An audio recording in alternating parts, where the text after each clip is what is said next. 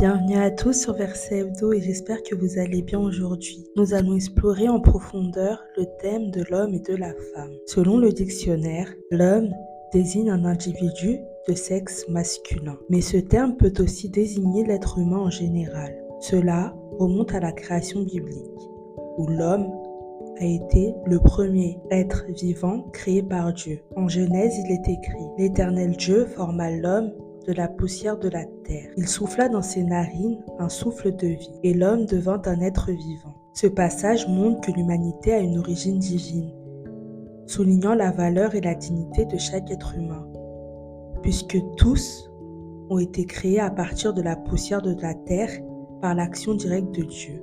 La femme, selon le dictionnaire, est une adulte de sexe féminin. La Bible décrit la création de la femme d'une manière particulière et significative. Dieu dit « Il n'est pas bon que l'homme soit seul.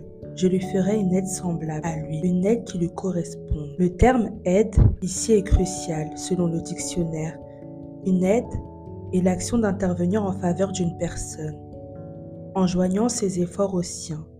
Un appui, une assistance, une collaboration.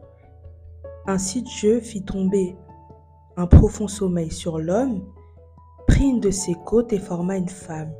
L'homme dit alors « Voici cette fois celle qui est eau de mes os et chair de ma chair. » La création de la femme à partir de l'homme symbolise une unité profonde. La femme a une partie de l'homme en elle et l'homme a une partie de la femme en lui, créant ainsi une complémentarité parfaite. C'est comme s'il ne faisait qu'une seule chair. En effet, chaque femme a été créée d'une côte de l'homme, ce qui signifie que chaque femme a sa moitié, son complément parfait. Cette complémentarité est essentielle. De l'union de l'homme et de la femme, naît une famille, une descendance, une nouvelle génération. Leur union est ainsi plus qu'une simple relation. Elle est fondatrice comme il est écrit. C'est pourquoi l'homme quittera son père et sa mère et s'attachera à sa femme, et ils deviendront une seule chair. Depuis la création du monde, le mariage a été institué pour unir l'homme et la femme. Cette union est fondamentale pour l'accomplissement de l'humanité. Sans femme, l'homme n'est pas accompli. Comme le dit l'adage, derrière chaque grand homme se trouve une femme.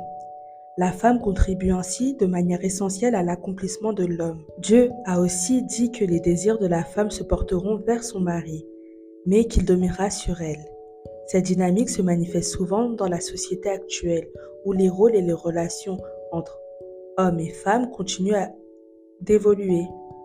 Pourtant, ce lien indéfectible d'interdépendance et de complémentarité demeure. Cela nous enseigne que la valeur de chaque individu ne se trouve pas seulement en lui-même, mais aussi dans la manière dont il ou elle contribue à l'unité plus large de la famille, de la société. En valorisant et respectant cette complémentarité, nous reconnaissons la sagesse divine dans la création et le plan de Dieu pour l'humanité. En fin de compte, la relation entre l'homme et la femme nous rappelle que nous ne sommes pas faits pour vivre isolément, mais pour nous soutenir et nous épanouir ensemble dans une union sacrée et respectueuse. Cette compréhension peut guider nos relations personnelles et sociales. Favorisons un monde où chacun peut trouver son rôle, son respect et son accomplissement dans l'harmonie de la complémentarité divine. À bientôt sur Verset.